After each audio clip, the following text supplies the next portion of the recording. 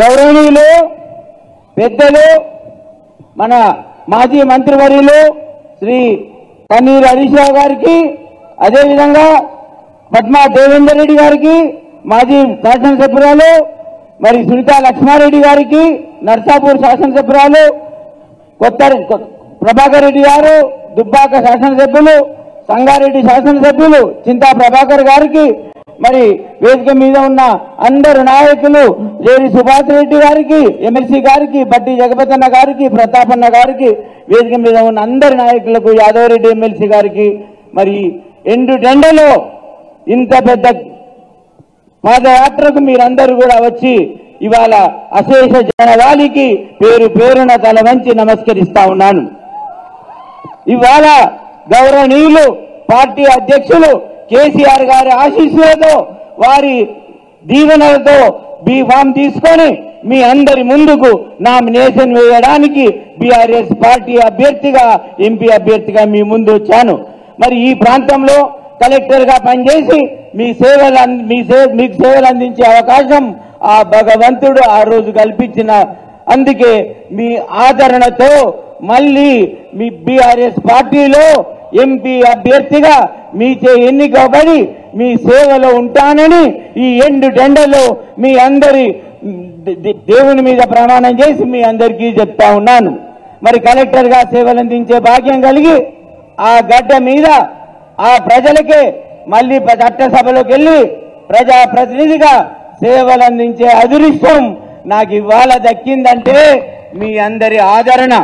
మరి మెదక్ పార్లమెంట్ నియోజకవర్గంలో సిద్దిపేట జిల్లా, సంగారెడ్డి జిల్లా, మెదక్ జిల్లా వాసులందరితో పనిచేసి మమేకమై ప్రజాప్రతినిధులతో కలిసి, ప్రజలతో కలిసి ప్రభుత్వానికి ప్రజలకు మధ్య వారధిగా ఉండి ప్రభుత్వ పథకాలు మంచిగా అమలు చేసినందుకు మీరందరూ ఆదరించిండ్రు.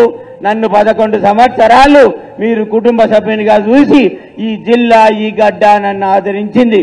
మరి మీ ఆదరణతో ఇవాళ పార్టీ గుర్తించి నాకు ఎంపీ అభ్యర్థిగా నిలబెట్టినందుకు మీ సేవలో ఉంటానని చెప్తా ఉన్నాను.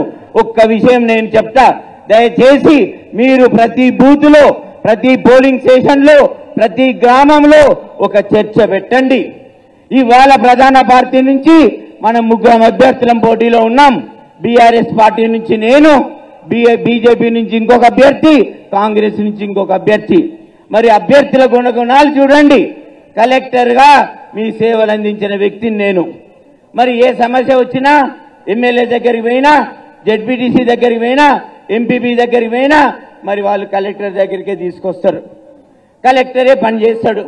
మరి అలాంటి కలెక్టరే మీకు అభ్యర్థి అయి, మీ కుటుంబ సభ్యుడై మీ సేవలో ఉంటానంటే మరి నన్ను మీరు ఆదరిస్తారా?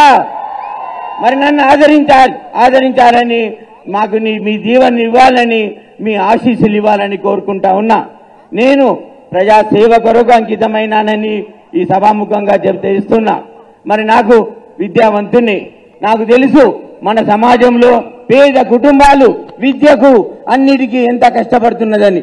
మరి అలాంటప్పుడు నేను ఒక ట్రస్ట్కు పెట్టుకొని ఆ ట్రస్ట్ కార్యక్రమాలలో ఈ మెదక్ గడ్డ మీద నామినేసే ముందు ఒక ప్రమాణం చేసి చెప్తా ఉన్నా దేవుని మీద, ఇవాళ మన నియోజకవర్గంలో ఏ నిరుపేద కుటుంబానికైనా కూడా విద్యకు నేను అండగా ఉంటానని ఇవాళ మీ ద్వారా చెప్తా ఉన్నాను. అదే మాదిరిగా యువతకి నేను ఒక సూచన ఇస్తా ఉన్నాను. యువతకి అన్ననై ఉంటా, యువతకి పెద్దన్ననై ఉంటా, యువతకు నేను ఎంత ఉంటా అని చెప్తా ఉన్నాను.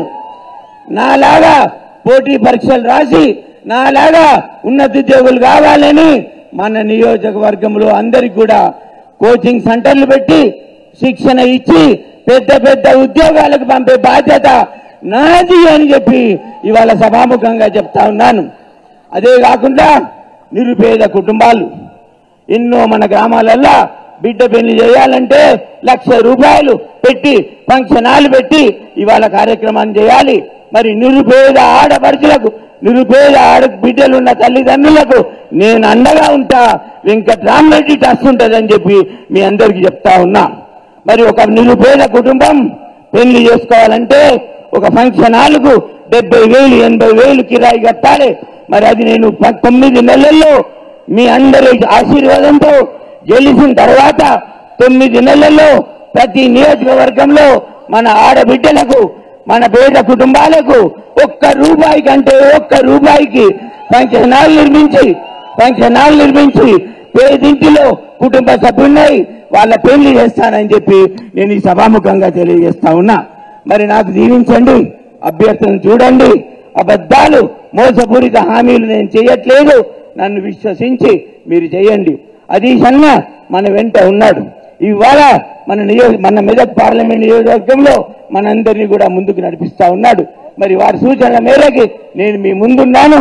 తప్పకుండా మీ అందరి సహకారంతో మీ సేవలో ఉంచే అవకాశం నాకు ఇవ్వాలని చెప్పి కోరుతూ, మీ అందరు కూడా నన్ను దీవించాలని చెప్పి, మీ ఓటు కారు గుర్తుకే వేసి నాకు ఘన విజయం ఇవ్వాలని చెప్పి సభాముఖంగా మీ అందరినీ ప్రార్థిస్తా ఉన్నాను. మీ దీవెనలు ఇవ్వండి అని చెప్పి కోరుతా ఉన్నాను. మీ అందరికీ ధన్యవాదాలు.